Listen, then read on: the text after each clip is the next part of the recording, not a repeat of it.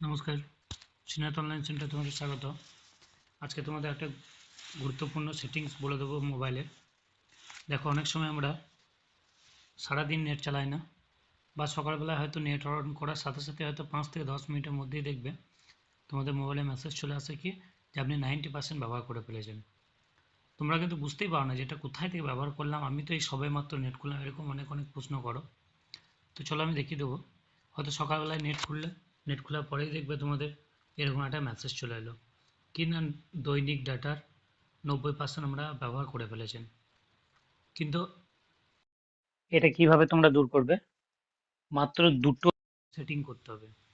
তো দুটো সেটিং করলে কিন্তু এই যে তোমাদের অজান্তেই নেট চলে যাচ্ছে সেটা কিন্তু রাধে তোমরা দেখতে পারবে। তো সেটা কি কি? দেখো, রাধে দুটো সেটিং আমি রাধে। তোমাদের দেখিয়ে দিচ্ছি। প্রথমে কি করবে, প্রথমে তোমরা মোবাইলের গুগল প্লে স্টোরে চলে আসবে। তো দেখো, গুগল প্লে স্টোরে প্রথমে এলাম। এখানে আসার পর এই গুগল প্লে স্টোরের উপরে যে দেখো এই যে আইকনটা আছে, এই আইকনে কিন্তু ক্লিক করব।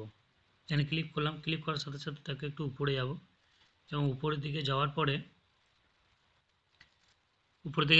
যে সেটিংস আছে এই সেটিংসে যাব। সেটিংসে যাওয়ার পরে দেখো, তোমরা যে দ্বিতীয় নাম্বার সেটিংসে পাবে নেটওয়ার্ক প্রেফারেন্সে গেলে এখানে যাওয়ার পরে দেখো একটা অপশান আছে অটো আপডেট অ্যাপ। দেখেছো, এই অটো আপডেট অ্যাপ বলে একটা কিন্তু অপশান আছে। তুমি অটো আপডেট অ্যাপে গেলাম, এখানে দেখো কি আছে, এখানে দেখো আমার কিন্তু অটো আপডেট বন্ধ করা আছে, লিমিটেড ডাটা দেওয়া আছে। কিন্তু অনেক সময় কি হয়, এই যে প্রথম অপশানটা ক্লিক হয়ে থাকে, এই প্রথম অপশানটা কি বলেছে, update all app over wifi or mobile data. অর্থাৎ তোমাদের এই যে এতগুলো তোমরা সব অ্যাপ্লিকেশন ব্যবহার করছো, এই এতগুলো অ্যাপ্লিকেশন ডেলি ডেলি কিছু না কিছু আপডেট চলে আসে। তো তোমাদের যখন আপডেট চলে আসে তখন কিন্তু সেটা অটোমেটিক আপডেট নিয়ে নেয়। এটা আমি কি করব, এটা ডোন্ট অটো আপডেট অ্যাপ বলে যে নিচের অপশানটা, এখানে যেটা নিচে অপশান দেখছো, এইটা কিন্তু তোমরা করে রাখবে, ডোন্ট অটো আপডেট অ্যাপ। তাহলে কি হবে, তোমাদের প্রয়োজন মতো যখন যেটা আপডেট করতে হবে তোমরা শুধু সেটাই আপডেট করে তখন আপডেট করে নিতে পারবে। এই সেটিংসটা করবে।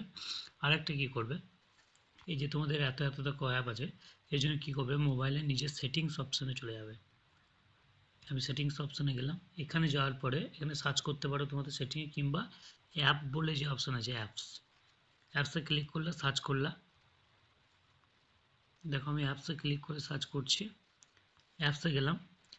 এই অ্যাপসে যাওয়ার পরে দেখবা তোমার দেখো অল টোটাল আমার কয়টা আছে, এখানে লেখা আছে সি অল 124 অ্যাপস। অর্থাৎ এই চারটে বাদেও আরও 124টা অ্যাপ আছে। তুমি কী করবো, এই সি অল অ্যাপে গেলাম।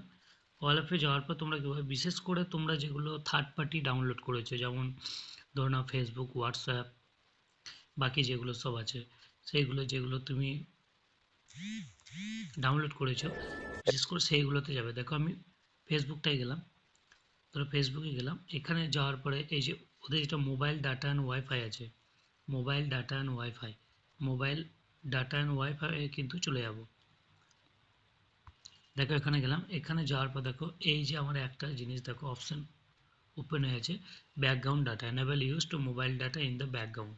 মানে হচ্ছে তোমরা এই অ্যাপটাকে যদি নাও চালাও, কিন্তু তোমাদের যদি ডাটা অন থাকে, সেটা কিন্তু ব্যাকগ্রাউন্ডে ওর আপডেটও নিয়েই যাবে, ওর যে সমস্ত কার্যক্রম সে চালিয়ে যাবে।